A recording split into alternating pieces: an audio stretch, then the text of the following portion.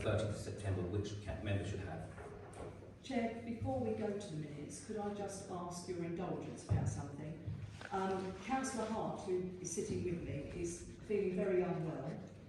He has a few questions that he would like to ask, and I would ask if you would have the courtesy to bring that forward now so that he's able to ask his questions and go home and recuperate. Can we just finish the minutes and then we'll bring that forward, if that's all right? I'm going to be quite a long time in the minutes.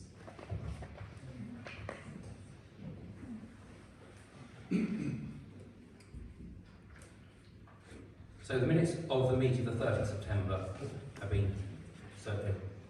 Do we all agree the minutes? Yes, I propose the minutes be approved. I have some questions, I said, Chairman. Yes. Thank you. The last set of council minutes we have had until now were the 10th of July. I was not present at that meeting, so I have to rely on those minutes. And you might recall this is the infamous meeting regarding the expense increases.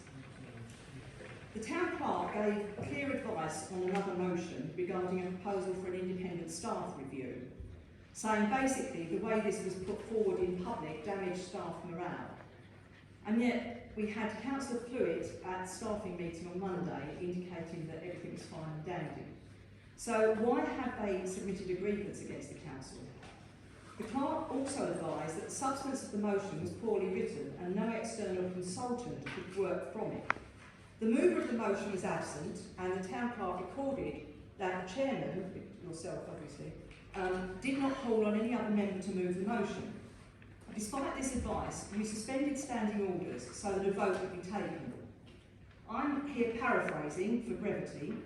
One of the standing orders you suspended was if a motion is rejected by the proper officer, i.e. the town clerk, because it was not clear, it should be rewritten 5 days before the meeting and resubmitted. You also suspended the standing order which gives the final decision on whether a motion is included to the proper officer, the clerk. In the end, you referred the wording to the next council meeting, so it was a bit academic. I was at the July 25th meeting, for which we had no minutes, and the minutes of the 10th of July were presented for approval.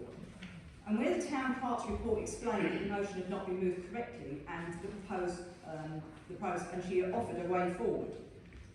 At that meeting, it was resolved to defer both the signing of those minutes of the 10th of July and the noting of the town clerk's report of the 25th of July. These minutes then moved forward to the meeting on the 31st of July. None of these minutes have we had.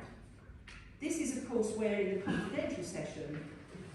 Sorry, Councillor Rowan, I must correct you. Actually, those minutes were brought forward to the meeting of the 31st of July, and they were corrected. I have never had the minutes. We had this argument at the last meeting, the 31st of July. I've never had them. Anyway, let's park that for a moment. Okay, following that meeting, as we know, a suspension was put in place. I was at that meeting, obviously, and there was an adjournment where the town clerk left the office, left the room, the decision was taken, and she came back into the room. She then continued, after you'd made your decision, she then continued to clerk the committee, which I thought was a bit unfair. You then discussed the disputed minutes, and councillors Carty, Garston and McCurdy claimed they'd heard the chairman move them and that they were seconded. I'm not sure who seconded it. Well, as a famous lady once said, recollections may vary. Also at the 10th of July meeting, there was a motion to review standing orders and all policy documents. The clerk gave advice on this, including a note of the timetable for those reviews, which are done on a regular basis. This list started with the budget in September. Well, you missed that one by a country mile. But between September and December, you should have reviewed 9 other policies. Can you tell me how many you've done and brought to council? I assume also, now that we have minutes of some of the meetings, that these were cleared through you before they were printed. Can I ask if any changes were made by you to them? And I don't believe that they're yet on the website. And also, they're quite meaty, and I would suggest that we need a 15-minute adjournment so that we can read them. Councillor Moran, all comments are noted. Members of Council, are we happy to? I have to propose those minutes, Council. Just a second. Yes, certainly. Members, do we wish to approve those minutes Which ones are you approving? of the 13th of September? Do we approve those minutes? Yes, a question on those minutes. I think you've asked a question on the minutes, Councillor Moran. So, can we vote on that motion to approve those minutes? Please.